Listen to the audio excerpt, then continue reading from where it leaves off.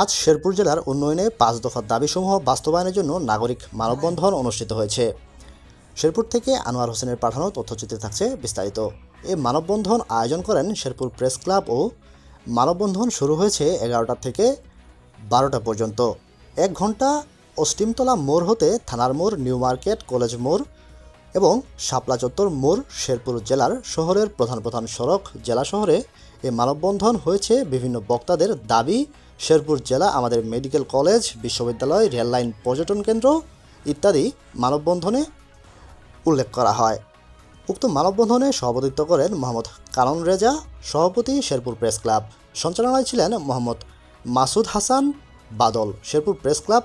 উপস্থিত ছিলেন বাংলাদেশ জাতীয়তাবাদী দলের শেরপুর জেলার সাবেক সভাপতি, শ্রীবর্দী ও ঝিনাইগাতী আসনের সাবেক এমপি মোহাম্মদ মাহমুদুল হক রুবেল। বক্তব্য রাখেন মোহাম্মদ সাইফুল ইসলাম, শেরপুর জেলা সাবেক ছাত্রদলের সাধারণ সম্পাদক ও শেরপুর সদর উপজেলা বিএনপির সিনিয়র যুগ্ম আহ্বায়ক এবং বিভিন্ন পর্যায়ের গুরুত্বপূর্ণ নেতাকর্মীগণ। বিশেষ করে রেলপথ, একটা মেডিকেল কলেজ, কৃষি ইউনিভার্সিটি এবং পর্যটন ক্ষেত্রে আমরা উন্নয়ন চাই। এই উন্নয়নের ক্ষেত্রে হলে আমাদের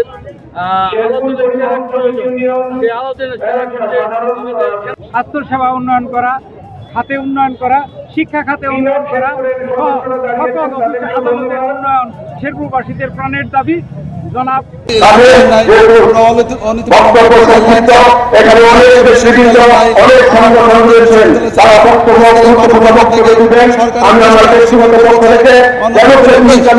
দাবিগুলো মেনে আমাদের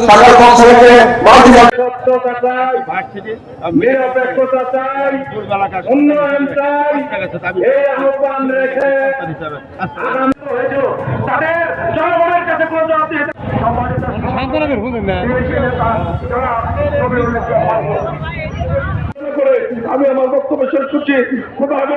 বাংলাদেশ জিন্দাবাদ, শহীদ জিয়া খালেদা জিয়া জিন্দাবাদ।